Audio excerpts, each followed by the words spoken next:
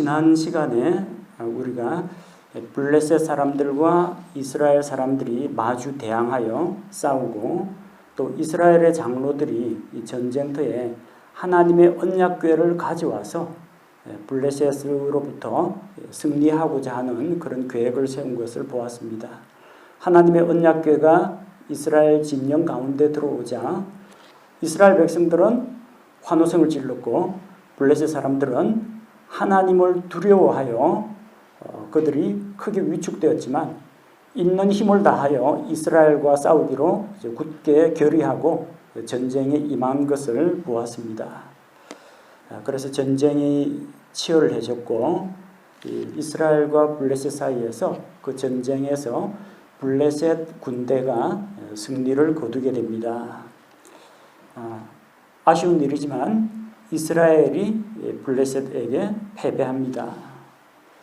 10절에 보니까 블레셋 사람들이 이스라엘과 싸웠는데 이스라엘은 패하여 그들이 각각 자기 장막으로 도망하였다고 합니다.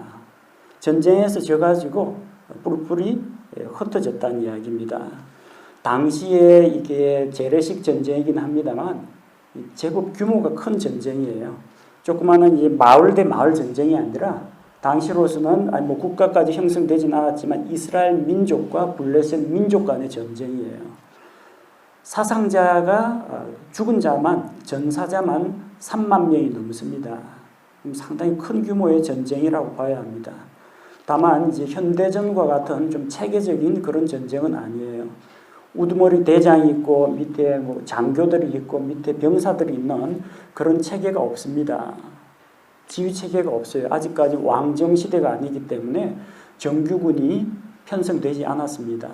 전쟁이 일어날 때마다 농사 짓는 사람, 고기 잡는 사람 다 끌어모아 가지고 우르르 전쟁터에 내보내는 겁니다. 무기 체계도 이스라엘은 상대적으로 빈약합니다. 블레셋은 철제 기구들을 다룰 줄 알았습니다. 전쟁 무기나 농사 기구 이걸 다 쇠붙이 가지고 만들었는데 이스라엘에서는 당시 칼이나 창과 같은 것이 드물었어요. 가진 사람이 몇 없습니다. 그 전쟁터 나간다면은 농사 기구 가지고 나가거나 몽둥이 가지고 나가거나 그런 아주 원시적인 그런 방법으로 싸우던 시대입니다. 전쟁에서 졌다. 그럼 어떻게 해야 돼요? 퇴각해가지고 우두머리 지휘자한테서 다음에 어떻게 할 것인지 후퇴할 것인지 아니면 결사항전으로 싸울 건지 물어봐야 하지 않습니까? 근데 돌아갈 진영이 없어요. 왜냐면 이게 대대, 중대, 소대로 나뉘어진 게 아니라 싸우자면 와 하고 우 나가가지고 싸우는 거예요. 몇 사람 쓰러지고 막 죽고 하면 겁에 질리면 뿔뿔이 흩어지는 거예요. 그래서 이 각 지파에서 끌어모은 이 사람들이 전쟁에서 지니까 어디로 갔어요? 이스라엘 진영으로 가지 않습니다. 각각 자기 장막으로 돌아갔어요. 자기 집으로 갔다는 겁니다. 여러 지파에서 온 사람들이 뿔뿔이 다 흩어졌다는 이야기입니다. 이스라엘의 보병들 가운데에서 그날 10절에 보니까 3만 명이 쓰러졌다고 합니다.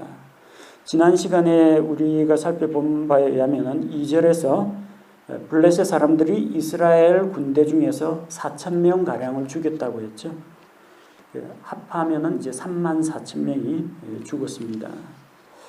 왜 이렇게 하나님께서 엘리의 집에 대해서 심판을 하신다고 했는데 물론 엘리의 집안도 심판을 받습니다만 왜 이 이스라엘 백성이 3만 명 이상 되는 사람이 죽느냐는 겁니다. 문제의 책임은 영적 지도자인 제사장들에게 있었습니다. 아들을 제대로 가르치고 훈육하고 징계하지 않은 엘리가 잘못했고 또 홈리와 비느하스가 하나님께 드리는 이 희생 제사를 업신여기고 하나님께 드릴 예물들, 백성의 몫을 자기들이 빼앗은 것, 이것이 큰 죄입니다. 그럼 제사장만 죄를 지었느냐? 아닙니다. 우두머리가 죄를 지었는데 그 밑에 백성이라고 무사하겠습니까? 본을 보이고 바르게 가르쳐야 할 제사장이 타락하면 밑에 있는 백성도 영향을 받습니다. 어차피 예물 가져가봤자 다 제사장 뱃속으로 들어갈 거 뻔히 아는데 누가 좋은 거 갖고 오겠습니까? 이걸 하나님께 드린다 생각하겠습니까? 율법에 따라서 어쩔 수 없이 드리지만 하나님께 경배하고 하나님을 두려워하는 마음이 없다는 겁니다. 이스라엘 백성이 하나님께 드리는 이 희생 제사를 업신여겼습니다. 그래서 주의 헌물을 멸시한 이스라엘 백성 전체에게 하나님의 징계가 임한 것입니다. 자, 전쟁의 결과 이스라엘 군대는 참패를 당했고 또 그들이 뿔뿔이 흩어지는 바람에 이스라엘 진영 가운데 가지고 온 그 하나님의 언약궤는 그 자리에 내팽개쳐 놓고 다 도망가 버렸어요. 궤를 지켜야 할 홈리와 비느하스는 전쟁통에 죽었고 옆에서 지키는 병사들은 다 흩어져 버렸습니다. 11절에 또 하나님의 궤는 빼앗겼고 하나님의 궤를 블레셋 사람들이 빼앗아 갔습니다. 이스라엘 백성은 하나님의 언약궤만 이스라엘 진영 가운데 들어오면 이길 줄로 알았어요. 왜? 하나님도 체면이 있지. 자기 영광과 임재의 상징인 이 언약궤를 설마 할례 받지 않은 블레셋 사람들, 이방인들의 손에 넘겨주실 리는 없다. 그래서 그들은 언약궤를 전쟁터에 집어넣어 가지고 하나님을 사지로 내몰았습니다. 하나님으로 하여금 강제로 전쟁에 참전해서 개입해서 우리에게 승리를 내려주시기를 그렇게 구했던 것입니다. 그런데 하나님께서는 사람들 계산대로 움직이지 않습니다. 사람들이 하나님을 이용해 먹으려고 하는데 하나님은 이용당하시는 분이 아니라는 겁니다. 그들의 속내를 하나님께서 뻔히 알고 계십니다. 그래서 블레셋 사람들이 그냥 언약궤 가져가도록 내버려 두셨습니다. 홈리와 비느하스는 언약궤를 메고 왔던 제사장들입니다. 그런데 홈리와 비느하스도 언약궤 지키다가 그 자리에서 전사했습니다. 하나님의 말씀이 그대로 이루어진 겁니다. 사무엘상 2장 34절 내 두 아들 홈리와 비느하스에게 닥칠 이 일이 내게 표적이 되리니 그들이 둘 다 한날에 죽으리라. 신기하죠? 예언이 딱 이루어졌습니다. 하나님의 말씀이 나에게 이루어진다는 것은 어떤 경우에는 참 행복합니다. 하나님께서 성경을 통해서 이런 기도 응답의 약속을 주셨다. 영적 전쟁의 승리의 약속을 주셨다. 주님, 이 말씀이 제게 이루어지기를 원합니다. 믿고 순종하고 기도하고 실천했더니 그대로 이루어졌어요. 복을 받았어요. 기도 응답을 받았어요. 영적 전쟁에서 이겼습니다. 이런 말씀은 이루어져도 됩니다. 근데 하나님의 말씀이 이루어지긴 했는데 홈리와 비느하스에게 이루어졌는데 이게 영광이나 기쁨이 아닙니다. 너의 죄로 인하여 너희 둘은 한날에 죽으리라 하나님이 말씀하셨는데 말씀이 성취가 되었습니다.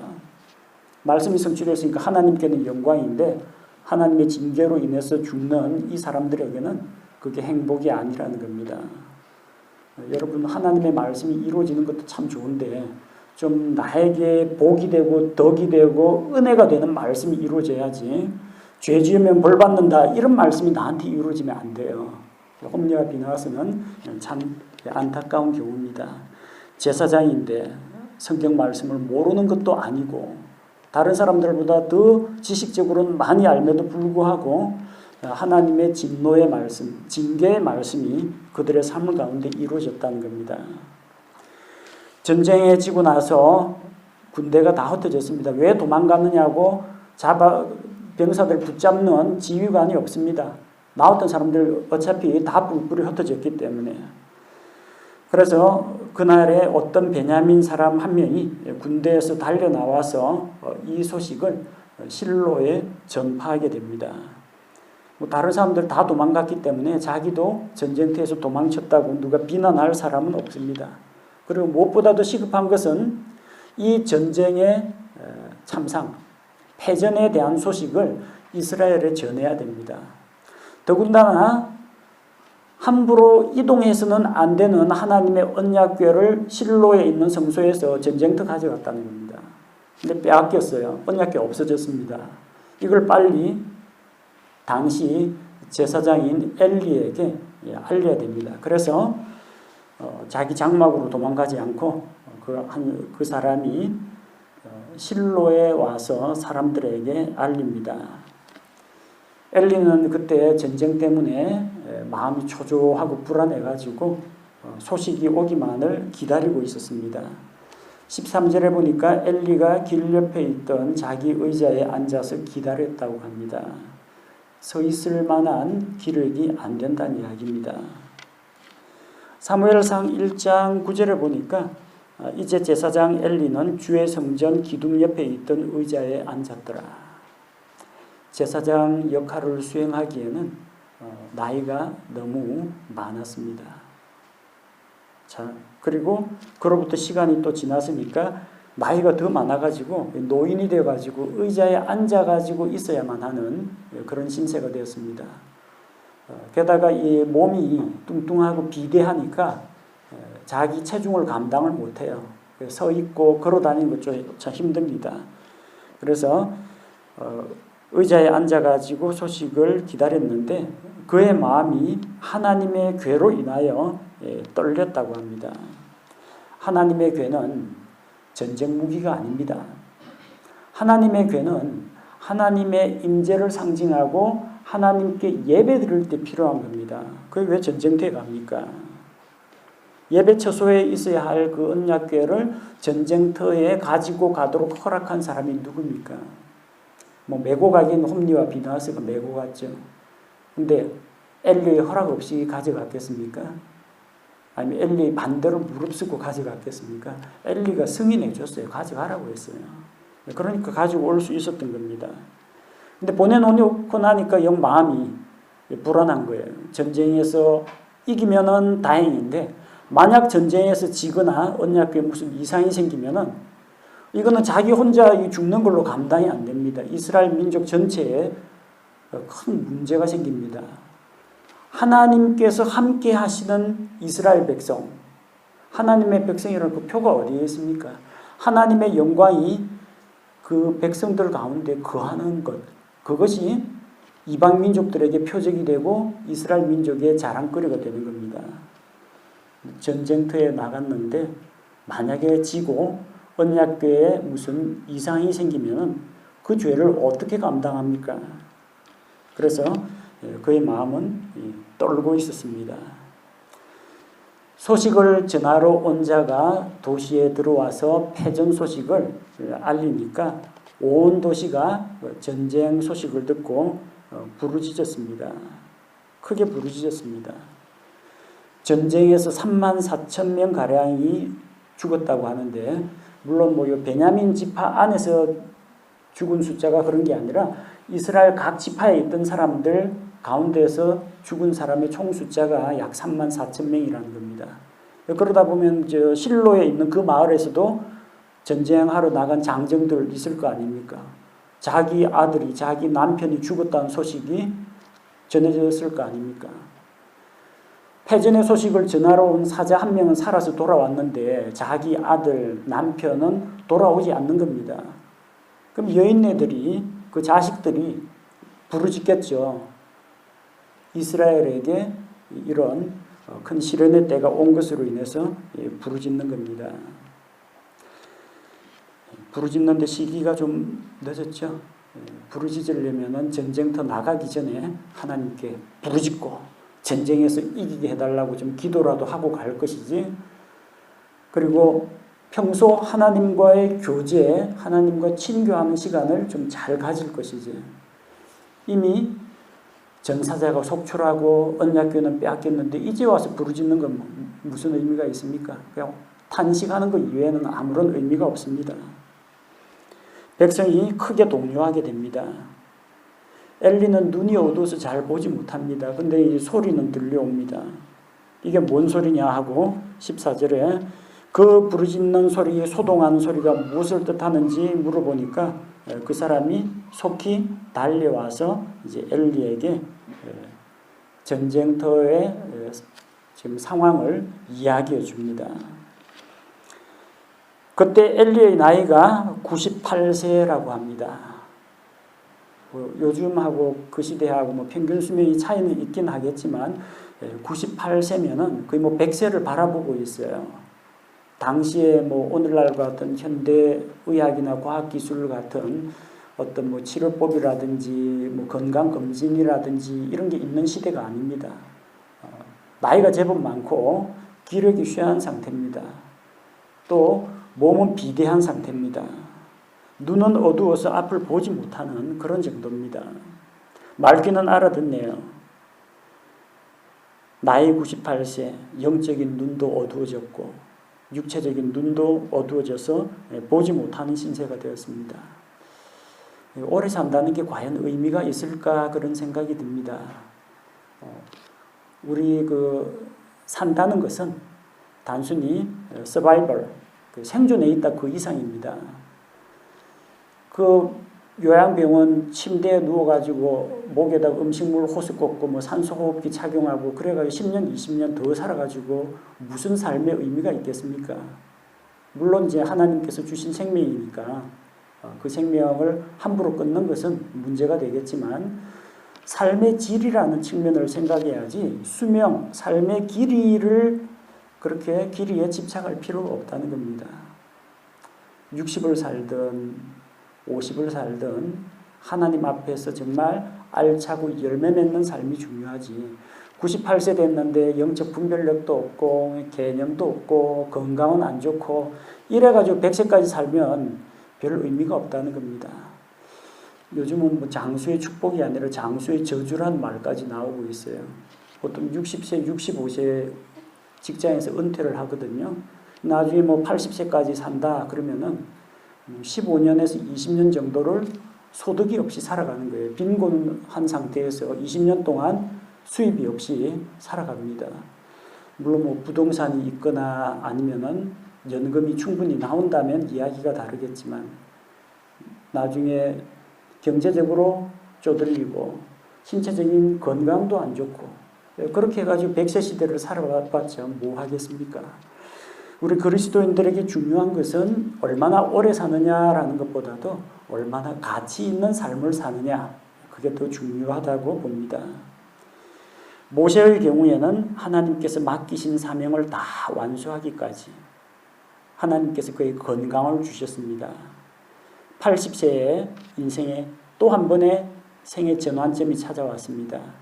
하나님께 부르심을 받아가지고 이스라엘 백성을 이집트 왕 파라오의 손에서 건져내는 그 일을 감당하고 40년간 하나님과 동행하면서 하나님의 백성을 약속의 땅을 향하여 인도하는 역할을 맡았습니다. 그래서 120세에 그가 죽을 때 신명기 34장 7절을 보면 모세가 죽을 때의 나이가 120세였으나 그의 눈이 어둡지 아니하였고 타고난 힘이 줄지 아니하였다고 합니다. 하나님의 일을 하면서 건강한 몸으로 이렇게 살아가는 것이 진정 복된 것입니다. 그리고 비록 신체적인 건강은 어쩔 수 없다고 할지라도 늙어서도 결실하는 백향목과 올리브 나무와 같이 늙어서도 진액이 풍족하고 잎이 푸르고 열매 맺는 삶을 산다면 그게 하나님 앞에서 가치 있는 삶이라는 겁니다. 자, 이 나이든 엘리 앞에서 전쟁터에서 나온 그 사람이 전쟁 소식을 전합니다. 이스라엘이 전쟁에서 패배했습니다. 블레셋 사람들 앞에서 우리가 산산이 흩어져서 제각기 도망쳤습니다. 백성이 크게 살육을 당했는데 3만 명이 쓰러졌습니다. 지난번에 4천 명하고 합쳐서 3만 4천 명이 전사했습니다. 그리고 당신의 두 아들 이스라엘의 제사장 엘리의 두 아들인 홈니와 비느하스가 전쟁터에서 죽었습니다. 그리고 제일 중요한 거 하나님의 괴는 빼앗겼습니다. 전쟁터에서 일어난 일들입니다. 엘리가 이 이야기를 듣고 크게 충격을 받았습니다. 전쟁에서 졌다. 그런 전쟁에서 싸우다 보면 이길 수도 있고 질 수도 있죠. 아들들이 죽었다. 올 것이 왔구나. 하나님의 사람을 통해서 하나님께서 경고를 주셨는데 그 자식들 하나님께 불순종하더니 기어이 갔구나. 그때까지는 괜찮았어요. 근데 언제 문제가 일어났어요? 하나님의 궤를 빼앗겼습니다라는 말을 언급할 때 엘리가 너무나 놀라가지고 하나님의 궤 빼앗긴다는 이야기는 하나님의 대언자를 통해서 아직까지 들은 바가 없는데 하나님의 궤가 적군의 손에 넘어갔다는 이야기를 듣고 엘리가 의자에서 뒤로 넘어져서 문 옆에서 목이 부러져서 죽었습니다. 98세면은 좀 오래 살았다라고 볼 수가 있습니다. 근데 나이도 많고 몸이 이제 비둔하다 보니까 충격을 받아서 뒤로 넘어져서 죽었습니다. 참 이렇게 제사장 생애, 당시 대제사장 생애를 이렇게 마감했습니다. 모세의 죽음과 비교해서 그리고 110세에 110세에 이집트에서 죽었던 요셉의 생애에 비해서 엘리의 인생 말년은 너무나 쓸쓸하고 또 비극적인 모습으로 끝나고 말았습니다. 자, 그의 생애에 대해서 하나님께서 그가 이스라엘의 사사였다는 것을 언급하고 있습니다. 그가 40년 동안 이스라엘을 재판하였더라. 사사들 가운데 보통 이제 두 가지 표현이 나와요. 몇 년 동안 이스라엘을 다스렸더라, 재판하였더라 이런 표현이 나오고 그가 이스라엘을 어느 이방 민족의 손에서 구원하였더라 이런 이야기가 나옵니다. 삼손 같은 경우에는 이스라엘 재판하면서 블레셋과 싸워서 이겼는데 엘리는 전쟁에 나간 그런 사사는 아닙니다. 그냥 제사장으로서 이스라엘을 재판하는 그런 재판관 사사였습니다. 그 안에 내적인 행정 쪽을 담당한 사사였습니다. 어쨌든 하나님 앞에서 제사장으로서 동시에 이제 사사의 직무를 겸직하고 있었습니다. 그 엘리의 뒤를 이어가지고 우리 사무엘기 보고 있죠. 사무엘이 대언자가 되고 사무엘이 사사가 되어서 이스라엘을 재판합니다. 사무엘상 7장 15절에 보면 사무엘이 자기의 전생애 동안 이스라엘을 재판하였더라. 이스라엘의 재판관, 이스라엘의 사사란 이야기입니다. 또한 동시에 그는 온 이스라엘이 사무엘은 주의 대언자로 세워진 줄을 알았더라. 대언자 역할도 하면서 재판관 역할도 담당했습니다. 안타깝게 엘리는 40년 재판관 생애를 좀 안 좋게 끝냈습니다.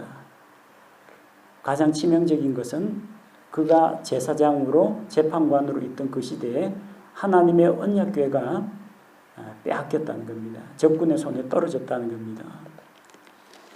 자, 이 소식이 이제 그의 엘리의 집안 식구들에게도 전해졌습니다. 자, 엘리의 며느리, 비느하스의 아내, 홈리와 비느하스 가운데 비느하스의 아내가 있는데 그 아내가 이제 아이를 가지고 해산할 때가 가까웠습니다. 자, 그런데 갑자기 전쟁터에서 하나님의 언약궤 빼앗기고 남편이 전사했고 또 자기 시아버지가 뒤로 넘어져서 목이 부러져서 죽은 이런 소식을 듣게 되었습니다. 아이를 가지고 있는 임신부는 조심해야 돼요. 놀래키거나 아니면은 안 좋은 거 보고 듣고 그런 거 좋지 않습니다. 항상 평안하고 몸도 마음도 평안하고 안정을 취하도록 해줘야 되는데 이 이스라엘 전쟁 소식에다가 남편 전사 소식에 시아버지 죽음의 소식에 또 하나님의 언약궤 빼앗긴 소식에 이거 듣고 너무나 충격을 받았습니다. 그래서 갑자기 해산을 하게 됩니다. 갑자기 진통이 와가지고 해산할 때가 가깝긴 했지만 이게 자연 상태에서 자연스러운 분만은 아니었다는 겁니다. 갑자기 충격받아가지고 아이가 나와버린 겁니다. 그래도 아들을 낳았다고 20절에 그녀가 죽을 때 그러니까 아이 낳으면서 며느리까지 비느하스의 아내까지 죽게 됩니다. 주변 사람들은 그녀에게 그대가 아들을 낳았다 축하를 해줍니다. 이스라엘에서 그 출산이라는 것은 뭐 우리나라도 마찬가지지만 출산한다면은 다 기뻐하고 축하하고 즐거워해 줍니다. 더군다나 거기서 아들을 낳았다는데 주변 사람들은 축하를 해주지만 그녀는 아들을 낳은 그런 기쁨을 누리지를 못합니다. 저도 한번 물려보지 못합니다. 그녀가 죽을 때 애 낳다가 죽는 겁니다. 그 아이가 나자마자 아버지는 전사했고 어머니는 자기 낳다가 죽었어요. 이 얼마나 이 처량한 아이입니까? 뭐 누가 주변에서 친척이 돌봐가지고 키우긴 하겠지만 태어나자마자 불행을 겪게 됩니다. 주변 사람들이 축하를 해주지만 그녀가 응답하지도 않고 칭찬하고 축하하는 게 주의를 기울이지도 않습니다. 오로지 그녀의 관심은 어디에 가 있느냐? 언약궤를 빼앗겼다는 거. 그래서 그 아이의 이름을 숨지기 전에 아이의 이름을 이가봇이라고 부릅니다. 이가봇이라는 건 이하고 카보드, 로봇 자동차 이야기 아닙니다. 카보드 하면은 하나님의 영광을 이야기할 때 카봇이라고 합니다. 근데 이라는 부정어가 붙으면 이 카봇 하면은 영광이 없다라는 뜻입니다. 그 아이의 이름이 이가봇입니다. 듣기 안 좋은 이름이죠. 영광이라고 지었는데 안 영광 뭐 이런 식으로 지어버리면은 이름이 별로 안 좋죠. 네거티브한 게 돼버리니까. 왜 이가봇이라고 했느냐? 이 하나님의 언약궤는 나무 괴짝입니다. 나무 괴짝. 시팀 나무로 만든 나무 괴짝인데 그게 왜 중요합니까? 그 안에 하나님의 율법의 말씀이 들어있어요. 그 언약궤 뚜껑 위에 그룹들이 날개를 펴고 있고 그 그룹 아래 언약궤 뚜껑 위에서 하나님께서 임재하셔서 대제사장을 만나 주십니다. 하나님이 예배를 받으십니다.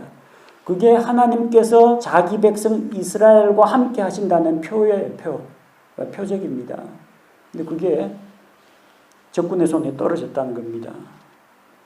그 언약궤가 성소 제자리를 지키고 있고 백성이 그 앞에 나와서 예배를 드릴 때 하나님과 이스라엘 사이에 만남이 이루어지고 교제가 이루어지는데 이제는 그게 떠나버렸다는 겁니다. 영광이 떠났다는 겁니다. 카봇이라는 것은 원래는 이제 무거움, 무게를 이야기합니다. 만약에 여러분이 히브리어 배워가지고 당신은 얼마나 무겁습니까? 이렇게 물으면요. 실례지만 체중이 어떻게 되십니까? 그런 뜻이 아니라 당신은 얼마나 무게가 있는 사람입니까? 당신은 얼마나 존중받을 만한 가치가 있는 사람입니까? 당신은 얼마나 권능과 위엄이 있습니까? 그런 의미가 됩니다. 카봇이라는 건 원래 무게라는 뜻인데요. 그래서 하나님을 무겁게, 중요하게 이렇게 모셔야 한다. 그런 의미입니다. 성경에서 이 카봇이라는 단어는 아무도 침범할 수 없는 하나님의 고유하고 본질적인 그 속성을 이야기합니다. 이 카봇이라는 하나님의 영광을 침범하는 자는 다 죽습니다. 우리 다음에 5장에서 6장에서 보겠지만 베세메스 사람들 그 언약궤 뚜껑을 열어보다가 죽지 않습니까? 제사장 말고는 가까이 할 수 없는 그 하나님의 언약궤를 사람들이 호기심 삼아 열어보다가 직사합니다. 언약궤를 예루살렘으로 메어 올리려고 다윗이 소가 끄는 수레에다 언약궤 싣고 오다가 이 언약궤가 수레가 덜컹덜컹하니까 언약궤가 튀니까 우사가 그거 붙잡았다가 그 자리에서 직사했습니다. 카봇, 하나님의 영광 이것을 침범했기 때문에 죽습니다. 아무도 범접할 수 없는 하나님의 영광을 카봇이라고 부릅니다. 반면에 하나님의 영광을 이야기할 때 다 와서 주의 영광에 참여하라. 와서 주의 영광을 보라. 그렇게 이야기할 때는 쉐카이나라고 합니다. 쉐카이나 그렇게 부릅니다. 하나님께서 사람들과 함께 거하시면서 자신의 임재를 나타내시는 그 영광을 이야기합니다. 사람들은 카봇이라는 그 영광을 함부로 건드리거나 침범하면 죽지만 하나님께서 계시해 주시는 하나님의 그 영화로우신 하나님의 영광을 바라보고 기뻐하고 즐거워하고 찬양을 하게 됩니다. 오늘은 참 이 본문 말씀에서 이스라엘에게 닥친 큰 불행에 대해서 성경이 언급하고 있습니다. 블레셋 사람들에게 하나님의 궤를 빼앗겼다. 영광이 이스라엘에게서 떠났다. 우리 이 말씀 신중히 생각해야 합니다. 이 예배당 자체는 그냥 건물입니다. 이 안에 우리가 지금 의자 갖다 놓고 단상 갖다 놨는데 여러분 앉아 계신 그 의자라든지 이런 마이크라든지 이 단상이 거룩한 게 있습니까? 이거 시중에 가면 다 똑같은 거 팔아요. 하나도 거룩하거나 구별된 거 아닙니다. 이스라엘 성전 안에 있는 그런 기물을 그하고 비교할 수가 없어요. 그냥 단상입니다. 탁자입니다. 도대체 뭐가 거룩합니까? 아무것도. 우리는 이걸 가리켜서 성전이라고 하지는 않습니다. 이걸 가지고 성구, 성스러운 가구 그런 식으로 부르지 않습니다. 그냥 나무 탁자예요. 이거는. 왜 우리가 이 예배 처소를 소중하게 여기느냐 하면은 이곳에서 우리 성도들이 하나님과 만나 교제하기 때문에, 하나님께 예배드리기 때문에, 성도들의 친교가 이루어지기 때문에 우리가 예배 처소를 소중하게 생각하는 겁니다. 이 자체가 거룩한 게 아니라 거룩한 하나님께서 거룩한 자기의 백성을 만나 주시기 때문에 의미가 있는 겁니다. 언약궤 지난번에 말씀드렸듯이 시팀나무로 만든 나무 궤짝이에요. 나무 궤짝. 그 나무 궤짝 자체가 존귀하거나 영광스러운 게 결코 아닙니다. 바로 그 언약궤 위에 긍휼의 자리에서 하나님께서 사람들에게 은혜를 베풀어 주시고 하나님이 사람들을 만나 주시기 때문에 그게 가치가 있는 거예요. 그래서 언약궤 자체가 영광스러운 게 아니라 하나님께서 함께 하시기 때문에 그 언약궤가 의미가 있는 겁니다. 근데 어떻게 했어요? 하나님 앞에 나와서 예배 안 드렸죠? 하나님께 드리는 희생물 가볍게 여겼죠? 제사장이나 백성이나 벌 받은 겁니다. 예배도 안 드릴 건데 언약궤는 있으면 뭐합니까? 그 나무 궤짝 블레셋 사람들 가져라. 갖다 줬어. 그들이 가져가게 그냥 내버려 뒀어요. 여러분, 우리가 만약에 하나님께 드리는 예배, 또 우리가 성도들과의 교제를 사모하지 않는다면 예배 장소, 예배 시간, 예배 드릴 수 있는 자유, 이거 언제 뺏길지 모릅니다. 예배를 소중히 여겨야 됩니다. 하나님께서 하나님의 사람과 사무엘을 통해서 엘리의 집안에 충분히 경고를 했습니다. 그리고 그 말씀은 확실하게 이루어졌습니다. 하나님께서 말씀하신 것처럼 엘리의 두 아들도 죽고 또 엘리의 집안에서 여자들이 꽃다운 나이에 죽게 되고 노인이 하나도 없게 되고 나중에 열왕기 가면 나오겠지만 너희 집안은 제사장 직분을 빼앗길 것이다. 그것까지 다 이루어집니다. 하나님께서 하신 말씀은 확실하고 변함이 없다는 것을 우리가 알 수가 있습니다. 전쟁에서 이기고 지는 것 하나님 손에 달렸습니다. 승리의 비결은 군사의 숫자에 있지 않습니다. 말이나 병거 이런 전쟁 무기에 있지 않습니다. 유능한 지휘관이나 작전이 전쟁을 승리로 이끄는 게 아닙니다. 승리의 비결은 하나님과의 관계에 있습니다. 이스라엘은 전쟁에서 패배를 겪고 나서야 그제서야 오 하나님 어찌하여 우리를 버리셨나이까? 어찌하여 오늘날 이런 불행이 우리에게 닥쳤습니까? 온 도시 사람들이 부르짖었습니다. 늦었어요. 진지하게 좀 부르짖지. 하지만 그런 고난을 통해서 그나마 하나님을 찾게 됩니다. 무사안일하게 그냥 습관적인 나태한 그런 신앙에 있다가 한번 이런 전쟁의 패배를 통해서 아픔을 겪게 되니까 그제서야 하나님께 부르짖는 겁니다. 고난은 하나님께 가까이 나아오라는 하나님의 부르심이 됩니다. 하나님께서는 자기의 영광의 상징인 언약궤가 블레셋의 손에 넘어가는 것을 그냥 방치하셨습니다. 하나님의 능력이 모자라서가 아닙니다. 하나님의 언약궤 함부로 만지면 죽는다 그랬죠. 블레셋 사람들 뚜껑 열어보다가 죽고 우산 궤에 손댔다가 죽는데 블레셋 사람들 그거 어떻게 가져갔을까요? 누군가 손댔을 텐데 안 죽고 잘도 가져갔네요. 손대는 사람마다 다 죽었으면 이것보다 더한 살상 무기는 아마 없을 겁니다. 근데 블레셋 사람들은 안 죽고 잘도 옮겨갔어요. 하나님이 허락했어요. 블레셋에 가져가라. 왜냐하면 이스라엘에는 언약궤가 필요가 없기 때문입니다. 뭐 어차피 예배 안 드릴 건데 언약궤가 있으면 어떻고 없으면 어떻습니까? 하나님께 드리는 희생 예배를 업신여기고 있는데 더군다나 하나님의 언약궤를 하나님께서 영광스럽게 임재하는 것으로 생각하고 하나님께 경배해야 되는데 언약궤를 무슨 전쟁터 가지고 가면 승리를 가져다 주는 만능 부적 정도로 생각하고 언약궤를 이용해 먹으려고 하는 사람들이 있는데 괘씸해서 하나님께서 언약궤에 뺏기는 그런 수치와 그런 고난을 한번 너희가 겪어봐라. 그래서 그들에게서 언약궤를 치우셨습니다. 그리고 또 하나님께서는 또 큰 밑그림이 있습니다. 여러분 나중에 이제 5장과 6장에 가서 보면 나오겠지만 하나님의 언약궤가 블레셋 사람들의 손에 떨어진 줄로 알았는데 자기들이 전리품으로 챙겼다고 생각했는데 언약궤가 블레셋에 있는 각 도시 이럴 때마다 그 도시가 하나님께서 치신 재앙으로 많은 사람들이 죽게 됩니다. 하나님께서는 블레셋 지방으로 간 언약궤를 통해서 이방인들 가운데에서 그분의 영광과 능력을 나타내 보여주시는 겁니다. 하나님께서는 다 계획을 가지고 이런 일을 추진하시는 겁니다. 이스라엘의 그런 실패를 우리가 교훈으로 삼아서 우리는 어떤 사람이 되어야 할 것인가? 하나님을 두려워해야 됩니다.